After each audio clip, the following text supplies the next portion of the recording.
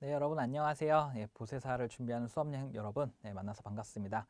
여러분들과 함께 수출입 통관 절차를 같이 살펴볼 김성표라고 합니다. 여러분들 지금 이제 첫 과목인데요.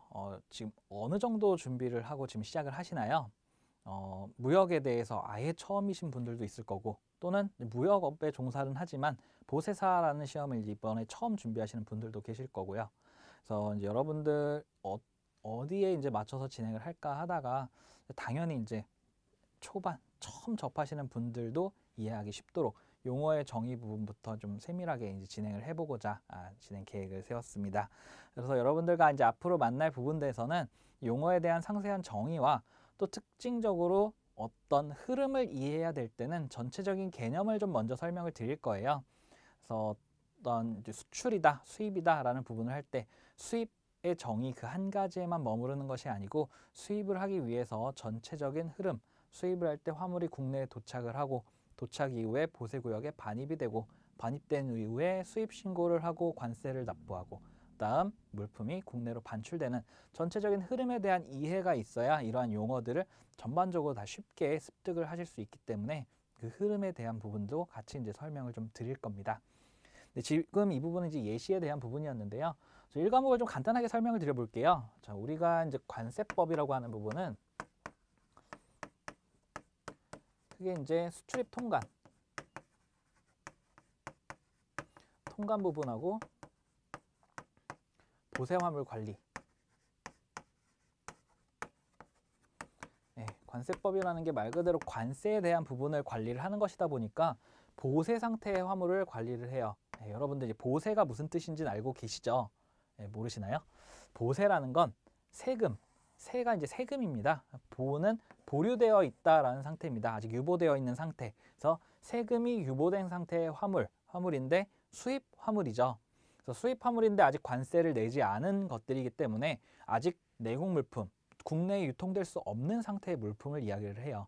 그래서 이 관리라는 건 그러한 물품이 함부로 풀리지 않도록 관리를 하겠다라는 거죠. 그래서 보세사 여러분들은 향후에 이런 자격증을 취득하신 이후에는 이러한 화물을 관리하는 일선에서 업무를 진행하시게 될 겁니다. 그래서 이러한 보세 화물 관리 부분이 제대로 안 이루어진다면 화물이 무분별하게 막 빠져나오겠죠. 이런 부분들을 쉽게 이제 밀수라고 얘기를 하죠. 그런 부분들이 없도록 선한 사람들이 이제 피해보는 일들이 없도록 제대로 된 관리가 이루어져야겠죠. 그래서 관세법은 크게 나누면 이렇게 두 가지. 여기에 추가적으로 이제 벌칙 조항들이 있겠죠. 이런 부분들은 좀 미미한 부분이니까 물론 이제 저희 시험 과목 전체에서는 이 부분이 또 큰 비중을 차지해요. 이 입점 문제 중에서 벌칙 부분들을 별도의 문제 출제 조항으로 두고 있다 보니까 그 부분은 이제 그때 그 부분에서 다시 이제 자세하게 말씀을 드릴 거고요. 1과목에서는 이렇게 크게 두 가지로 구분이 되는데 이 보세 화물 관리는 2, 3과목으로 이제 넘어갈 거고요. 저희는 수출입 통관 이 부분에 대해서 좀 집중해서 1과목에서는 설명을 드릴 거예요. 여기서도 이제 또 두 가지로 나눠서 말씀을 드리자면 관세의 납부에 대한 부분 크게 이제 한 챕터가 있고요. 다음 관세 납부가 아니고 그냥 통관 절차, 수출입 절차에 대한 부분을 이제 좀 전체적으로 설명드리는 부분이 있습니다. 그래서 관세 납부에서는 관세를 납부하기 위한 요건들, 관세 납부의 4대 요건이라고 하는데요. 그러한 납부 요건에 대한 부분을 학습을 먼저 하도록 하고, 다음 그렇게 성립된 관세가 있다면, 그래서 확보된 관세가 있다면 이를 또 납부해야겠죠. 납부할 때 언제까지 어떻게 납부를 하는지라는 부분들, 그리고 납부한 이후에 잘못했다면 이 부분을 정정하는 부분들도 있을 거고요.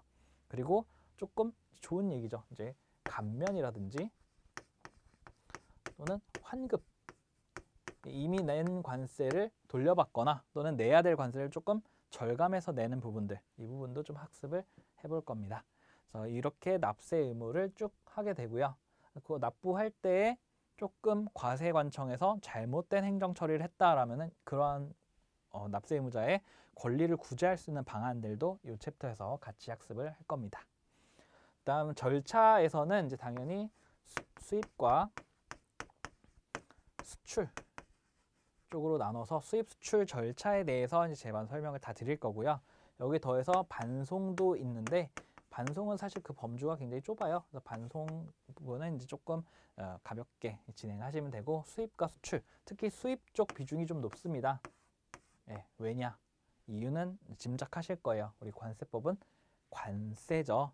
수출 물품에는 우리 관세를 부과하지 않습니다. 그래서 수출에 대한 절차보다는 관세를 납부해야 되는 수입 쪽의 절차 내용들이 훨씬 많아요. 그래서 이 관세를 납부하는 파트 부분하고 수입 파트하고 이 부분이 좀 범주가 많습니다. 이 부분 좀 바꿔서 말하면 우리 시험 문제도 이쪽 부분하고 절차에서 이쪽 부분에서 상당수가 출제된다라고 보시면 되겠죠. 네, 그리고 저희 1과목이 여러분들이 공부하실 때 학습 계획 세우시죠. 이제 전체 5과목을 다 이제 보시면서 어떻게 공부할 건가라는 계획을 수립을 하실 텐데, 아무래도 이 1과목에 좀 많은 시간을 투자를 하셔야 될 겁니다. 범주가 굉장히 많아요. 그래서 범위가 굉장히 많아서 이 부분은 보다 이제 뒤에 부분이 좀 범주가 좁다 보니까 뒤에서부터 학습하시는 분들도 있는 것 같아요. 근데 그러지 않으셨으면 좋겠어요. 자, 왜 그러냐면 1과목이 이제 이렇게 범주가 많고 이제 관세법 초반부터 관세법의 기초부터 출발하거든요. 관세법 일반과 일반 원칙들 그런 부분부터 출발하다 보니까 말 그대로 기초를 학습하는 단계예요. 근데 이 부분을 건너뛰고 뒤에 있는 개별 조항들부터 보고 넘어오신다면은 굉장히 머릿속에 개념 정리가 안 되는 상황이 될 수도 있습니다. 그렇기 때문에 예를 들면 좀 아까 지웠지만 벌칙 조항 같은 것들, 앞에 있는 이러한 행위들을 잘못한 경우에 이렇게 처벌한다라는 내용이에요. 근데 여기서 이런 경우엔 처벌 다 하는구나. 근데 정작 그 행위들이 어떤 과정에서 이루어지는지라는 부분들을 모른다면 제대로 된 이해가 안 되겠죠. 그렇기 때문에 조금 힘이 드시더라도 1과목부터 출발을 하시는 것을 꼭 권장을 드립니다. 1과목에 좀 투자를 하시면 전체적인 개념을 잘 잡을 수 있게 되고요. 비록 여기서 이제 20문제 똑같은 기준으로 이제 출제가 되지만, 똑같은 기준으로 출제가 되지만, 여기서 드린 노력들이 이제 뒤에 과목들 학습할 때 이게 배반하지 않고 여러분들의 학습에 많은 도움을 드릴 겁니다.